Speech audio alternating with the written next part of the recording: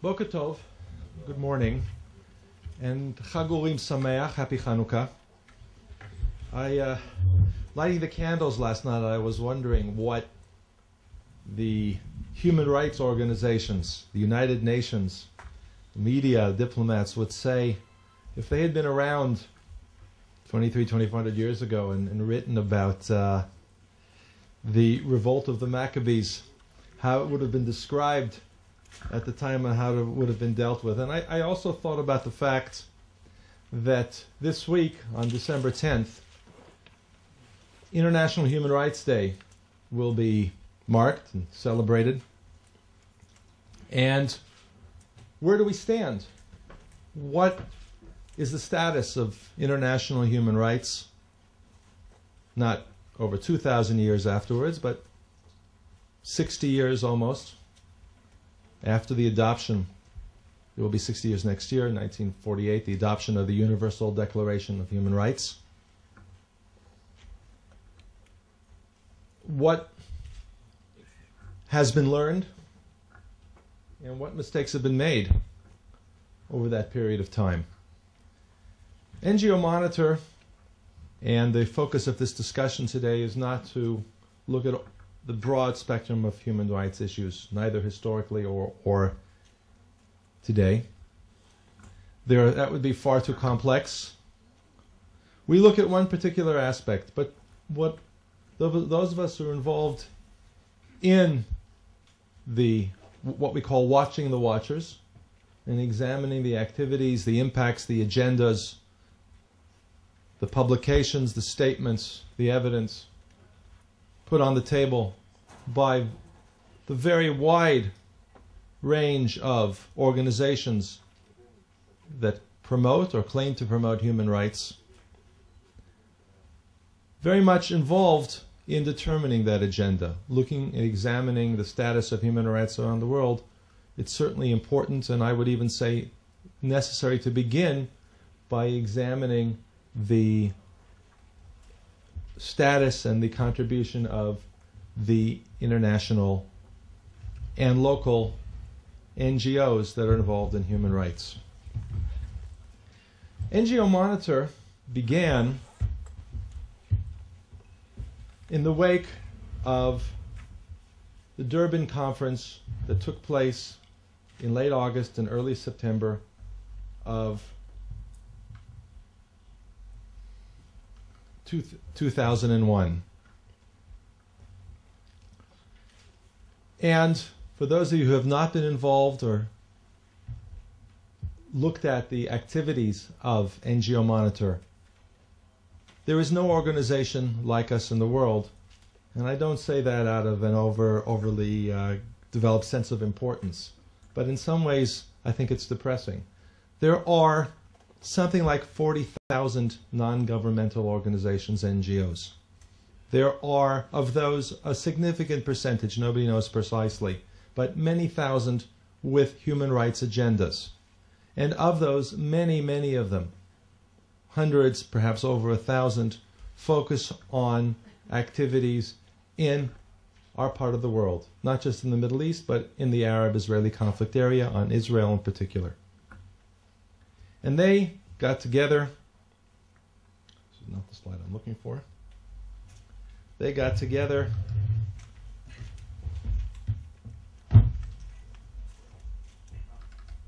thank you. They got together in Durban, 1,500 NGOs, ostensibly to examine the status of racism and xenophobia, human rights around the world. There were 3 parallel Durban conferences. One, diplomatic, a second, a youth forum, but the one that we all let reverberate was the NGO Forum, where you had thousands of delegates. There were over 4,000 delegates from 1,500 organizations, many of whom marching with signs equating Zionism with racism. The dominant image was the image of Muhammad al-Dura and the allegation that he was soldiers. This was advertised, exploited. Muhammad al-Dura's father, and by the NGOs, most of which were directed at Israel, the image of Mohammed al-Dura was raised. And in their final declaration, refer to Israel many times as an apartheid state, a racist state. The terms like genocide, ethnic cleansing were used, the Holocaust language. This is where we are. Almost 60 years after the Universal Declaration of Human Rights was adopted after the Holocaust. The of much of this activity is being directed at Israel, as used as a political weapon.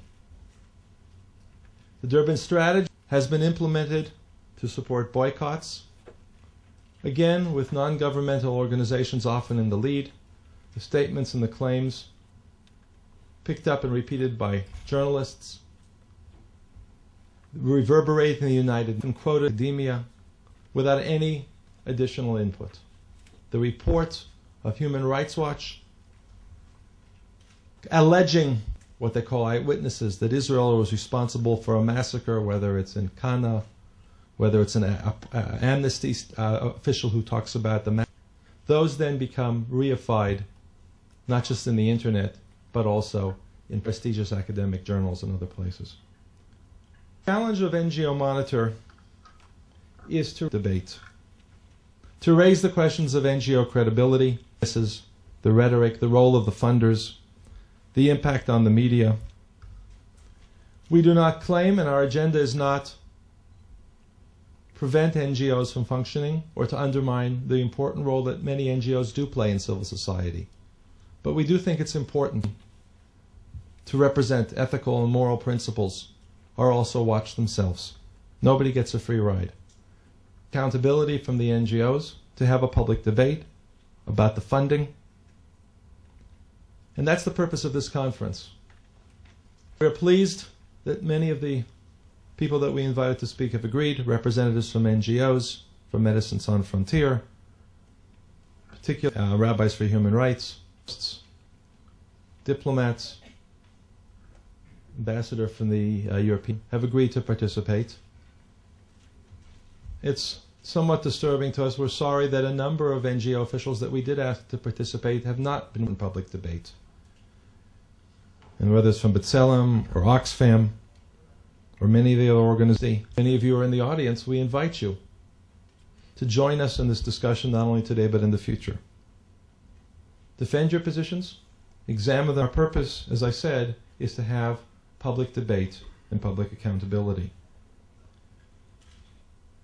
I think for most people, those who participated in Durban 2009, particularly in the UN diplomatic community, in Durban 2001, a repeat of the catastrophe to another catastrophe.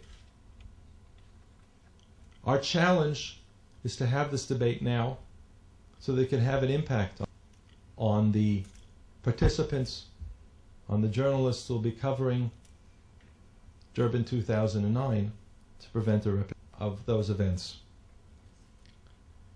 Before opening our first panel, I'd like to thank together the speakers, members of the very hardworking NGO Monitor staff who put a lot of time and effort and continue to work with us, members of the board, supporters. Thank you all for coming.